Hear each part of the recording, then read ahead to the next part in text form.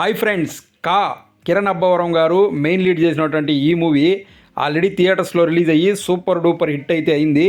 ఇప్పుడైతే ఈ movie ETV win ఓటీటీలో తెలుగులో స్ట్రీమ్ అవుతోంది. ఇక్కడి నుంచి మూవీని అయితే చూడొచ్చు. సో ఈ మూవీ రిలీజ్కి ముందు కిరణ్ అబ్బవరం గారు ఒక మాట చెప్పారు. ఈ మూవీ కనుక ఆడకపోతే ఇంక నేను సినిమాలు తీయడమే ఆపేస్తానని చెప్పారు. సో ఇంత పెద్ద మాట ఆయన ఎందుకు అన్నారు అన్నది మనకు మూవీ చూసిన తర్వాత అయితే అర్థమవుతుంది.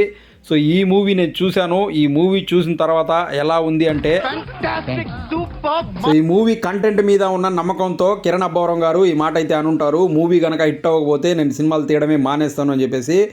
ఆ మాట ఆయన ఎందుకు అన్నారు అనేది మనకు ఈ మూవీ చూసి అర్థమవుతుంది. ఎందుకంటే మూవీలో కంటెంట్ అయితే ఉంది, మంచి స్టోరీ ఉంటుంది. సో అందుకనేసి ఆయన అంత కాన్ఫిడెన్స్గా అయితే చెప్పారనమాట. సో గతంలో కనుక చూసుకున్నట్లయితే కిరణ్ అబ్బవరం గారు 6 నెలలకు ఒక సినిమా, 3 నెలలకు ఒక సినిమా తీసేవాళ్ళు. ఈ విధంగా తీసేటప్పుడు చాలామంది ఈయన్ని ట్రోల్ చేశారు.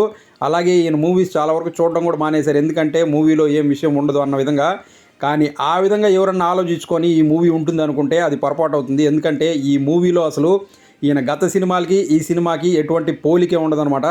ఈ సినిమా నెక్స్ట్ లెవెల్లో ఉంటుంది. స్టోరీ పరంగా కానివ్వండి, అలాగే టేకింగ్ పరంగా కానివ్వండి, స్క్రీన్ ప్లే పరంగా కానివ్వండి, నెక్స్ట్ లెవెల్లో ఉంటుందన్నమాట మూవీ.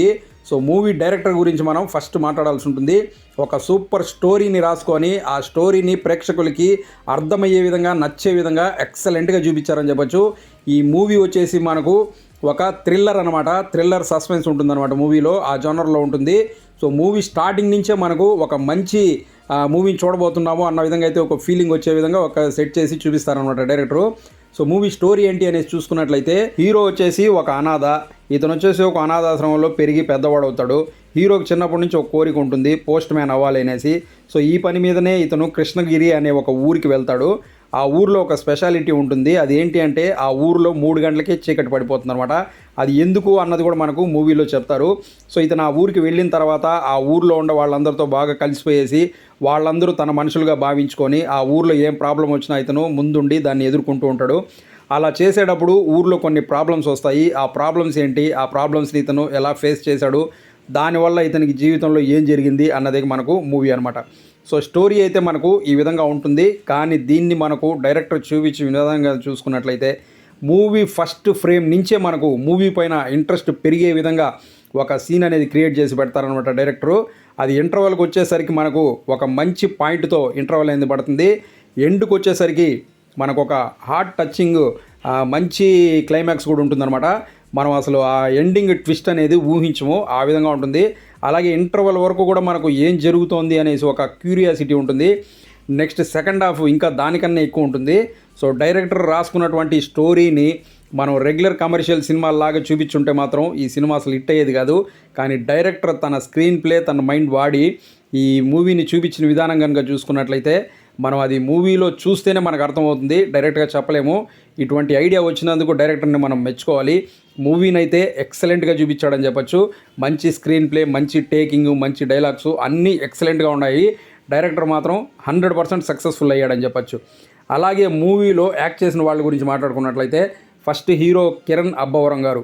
సో నేను ముందే చెప్పినట్లు ఈయన గత సినిమాలతో కనుక ఈ సినిమాని పోల్చుకుంటే అసలు దానికి దీనికి పోలికే ఉండదు. ఇందులో చేసింది అయినేనా అన్న విధంగా ఉంటుంది.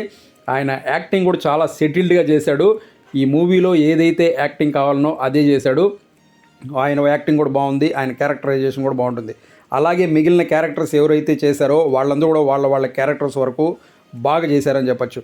అలాగే బ్యాక్గ్రౌండ్ స్కోర్ మ్యూజిక్కి చాలా మంచి ప్లస్ అయిందని చెప్పచ్చు. బ్యాక్గ్రౌండ్ స్కోర్ మాత్రం మూవీకి చాలా హెల్ప్ చేసింది. సీన్లు బాగా పండి ఎలివేట్ అయ్యే విధంగా చేసిందని చెప్పొచ్చు. సాంగ్స్ ఓకే, బాగున్నాయి అనేసి అనిపిస్తుంది అనమాట. అలాగే సినిమాటోగ్రఫీ మూవీకి చాలా హైలైట్ అని చెప్పొచ్చు. అది మాత్రం ఎక్సలెంట్గా ఉంటుంది. అలాగే మూవీ ప్రొడక్షన్ వాల్యూస్ చూసుకున్నట్లయితే మూవీకి ఏదైతే కావాలో దానికన్నా ఎక్కువే పెట్టారని చెప్పొచ్చు. అది మన మూవీ చూస్తే మనకు తెలుస్తుంది. సో ఓవరాల్గా మూవీ ఎలా ఉంది అనేసి అంటే, మీరు ఏదైతే ఊహించుకుంటారో అది ఉండదు, దానికన్నా మించి అయితే ఉంటుంది. ఇది మాత్రం ఖచ్చితంగా చెప్పగలను. ఇది ఒక unexpected movie from Kiran Abbavaram గారు. ఇటువంటి ఒక మూవీ చేస్తారనేసి నేనైతే అనుకోలేదు. ఒక మంచి మూవీ అయితే ఇచ్చారు. మూవీ అయితే నాకు చాలా చాలా చాలా బాగా నచ్చింది.